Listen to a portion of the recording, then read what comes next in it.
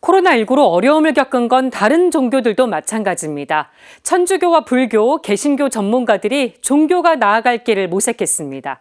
김영준 기자입니다. 탈종교화로 인한 입교자 수의 감소와 고령화, 지속적인 성소자 수 감소까지 한국 천주교회가 마주한 엄중한 현안이 산적해 있습니다. 불교나 개신교 등 다른 종교들의 상황도 별반 다르지 않습니다. 세계를 덮친 코로나19는 이러한 경향을 더욱 심화시켰습니다. 종교 활동에 제약이 있었던 2년 반을 뒤로하고 이제는 일상 회복에 나서고 있는 시점, 코로나 이후 종교의 역할을 모색하기 위해 천주교와 불교, 개신교의 전문가들이 한자리에 모였습니다.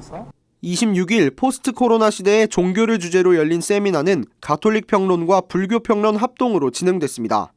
각 종교 전문가들은 무엇보다 종교가 생태에 관심을 가져야 한다고 입을 모았습니다. 코로나19의 근본 원인으로 자연 파괴가 꼽히고 있는 가운데 종교계가 힘을 모아야 한다는 겁니다.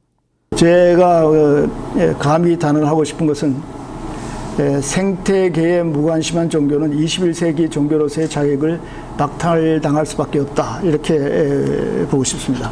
불교의 영기적 지혜라든지 도교적 사유라든지 그리스도교의 어떤 생태적 감수성, 그러니까 모든 피조물이 이제까지 함께 신음하며 해산의 고통을 함께 겪고 있다라고 하는 그런 생태적 감수성과 자연을 돌보는 책임성들이 재난이 종교에게 기대하고 새로운 대화 문명을 위해서 종교가 기여할 바인 것 같습니다.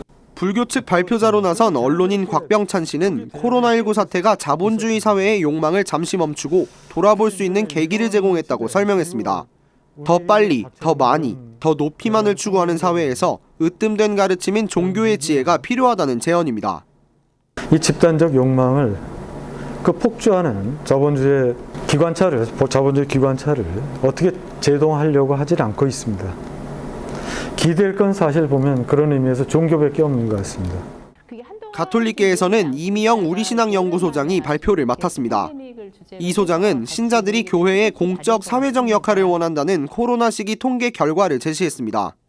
사회의 안전을 위해 미사까지도 유보해야 했던 신자들, 어려운 이웃들을 돕고 생태적 위기에 공감하며 우리만의 구원이 아닌 세상과 함께 구원받아야 한다는 공동체성의 강화가 과제로 꼽혔습니다.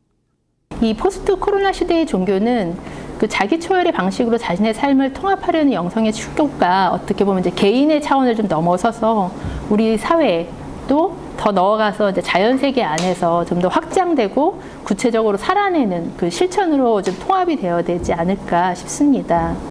CPBC 김형준입니다.